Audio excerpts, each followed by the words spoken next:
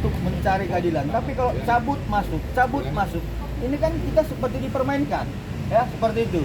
Ya, tapi ya sebagaimana yang disampaikan oleh rekan kami tadi, senior kami, Pak Suryabadi Batubara, ya beliau menyampaikan bahwa sangat keberatan ya terhadap perbuatan-perbuatan tergugat yang sudah 2 kali, ya melakukan gugatan kemudian mencabut kembali, ya mendaftarkan mencabut kembali. Ini kan menghina gitu. Ya saya harap ini menjadi proses pembelajaran bagi seluruh masyarakat Indonesia. Saya pikir begitu. Ada rencana lapor balik, Bang? Silakan para aki-aki. Jadi begini ya. Seperti minggu lalu kita juga sudah sampaikan juga kemarin ke media minggu lalu. Kita sudah prediksi ini bakal dicabut. Makanya kami selalu mengatakan ini komedi. Karena kami sudah prediksi ini bakal dicabut, makanya kami katakan selalu komedi jilid 2 ya. Jilid 3 belum tahu. Kemudian memang ini suatu tindakan yang pas untuk mencabut materi gugatannya. Masalah mempermainkan pengadilan kan rekan saya sudah mengatakan. Tapi masalah materinya memang ini sudah pas. Karena gugatan ini adalah gugatan yang sangat tidak berkualitas. Ya, tidak berkualitas. Itu sebabnya saya periksa di media selalu dikatakan oleh oknum-oknum tertentu dalam media tidak ada yang mengaku membuat gugatan ini. Belum ada saya lihat yang mengaku itu saya yang buat, tidak ada yang mengaku. Semua namanya yang tercantum di dalam gugatan tidak satu pun mengaku bahwa mereka yang membuat. Tapi mengkambing hitamkan orang yang notabene lagi sakit. Nah, buat kita pertanyaan, memang ini tidak berkualitas. Kenapa tidak berkualitas? Isi gugatannya adalah one prestasi. One prestasi artinya ingkar janji. Ingkar janji berarti ada janji, ada perjanjian. Dalam hal ini tidak pernah ada perjanjian antara tergugat dengan penggugat. Bagaimana bisa terjadi ingkar janji sementara tidak ada perjanjian? Jadi memang ini sudah sangat pas dicabut dari materi gugatan ya. Mempermainkan pengadilan itu soal tadi disebutkan ya. Materi gugatannya sudah pas dicabut karena sangat tidak berkualitas. Bahkan yang membuat juga tidak mengakui mereka yang membuatnya. Mencari kami hitam lagi orang lain yang membuat, kami yang mencabut, seolah-olah begitu. Ya, sangat disayangkan ini. Nggak ada yang bertanggung jawab terhadap gugatan ini. Jadi kami menganggap ini komedi jilid 2 dengan judul yang sama, One Prestasi. Minggu depan komedi jilid 3 tapi beda judul. Namanya Perbuatan Melawan Hukum. Kita mau lihat dicabut lagi atau tidak ini. Mudah-mudahan tidak dicabut. Sebagai insan hukum harus bertanggung jawab untuk mengajukan gugatan. Jangan seenaknya gugat cabut. Ini di bawah pengadilan dipertaruhkan. Jangan main-main dengan pengadilan. Kalau memang tidak mampu mengajukan gugatan, jangan mengajukan gugatan. Malu kita sebagai kuasa hukum. Itu aja pesan kami supaya tegas. Jangan gugat cabut. Apa nih kayak gini nih?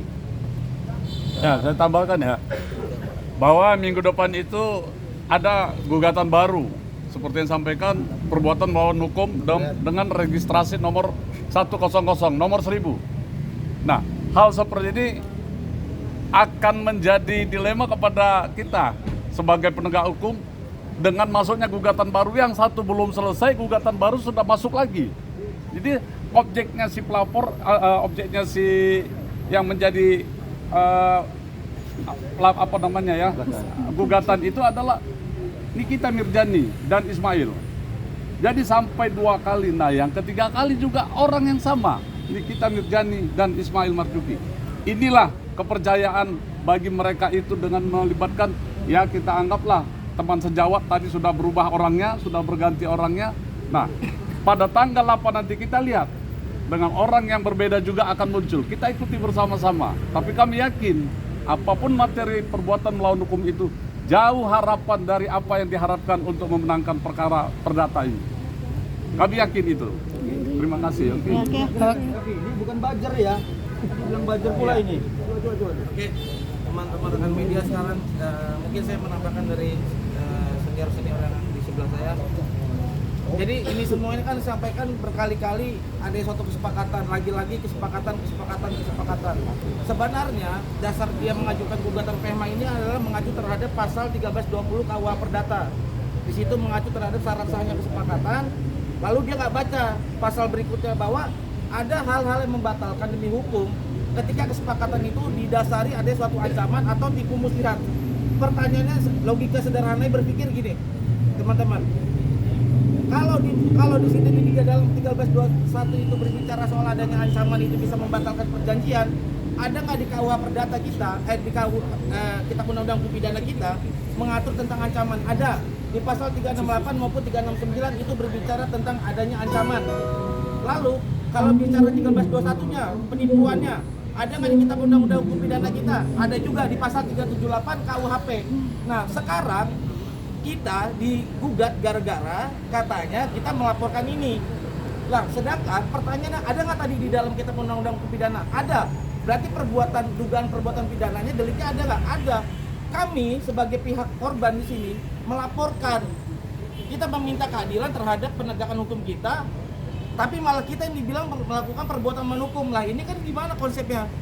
Jadi kalau memang ini diterima, ini menjadi catatan buruk dong. Berarti buat penegakan hukum di kita sebagai masyarakat yang menjadi korban. Ini soal PMH ya? PMH, ini soal PMH.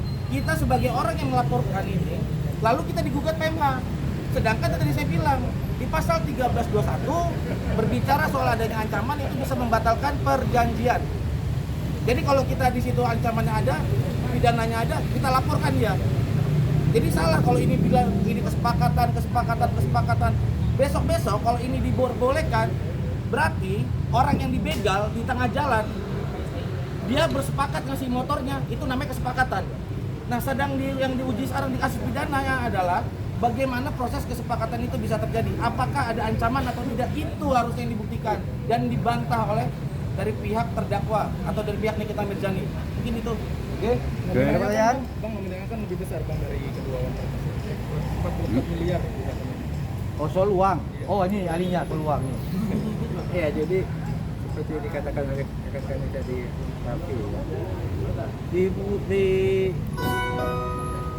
cabut uang prestasi. Pada waktu belum dicabut juga sudah dibuat gugatan PMH. Itu ada sejarahnya. Ya, ada sejarahnya. Uang prestasi ini yang kedua dicabut. Tanggal 25 kemarin kan sidang pidana ada ahli perdata ya, saksi ahli perdata.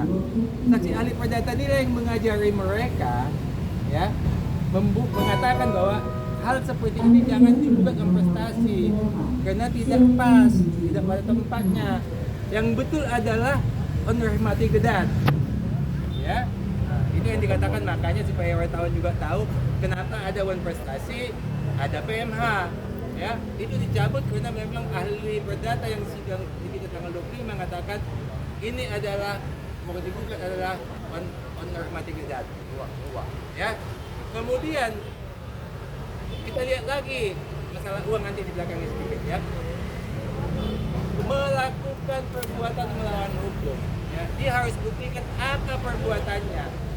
Dia harus buktikan itu semua perbuatan daripada Dr. Reza sama Dr. Bukit ya. Kemudian dia harus buktikan lagi itu melawan hukum apa tidak. Apakah orang memerasa itu melawan hukum apa tidak, lapor polisi melawan hukum apa tidak ya. Apakah merekam itu seperti kalian merekam ini melawan hukum apa tidak. Di setiap rumah itu ada CCTV ya. Ada maling lewat ditangkap oleh CCTV. CCTV ini izin nggak ke malingnya kalau dia direkam? Hah? Pertanyaan saya, CCTV yang di rumah-rumahan itu ada maling lewat itu, ada yang mencuri mobil apa, itu kan direkam sama CCTV. CCTV-nya izin nggak ke maling-maling yang direkam ini semua? Pertanyaan ya. Jadi PMH-nya juga tidak jelas ya.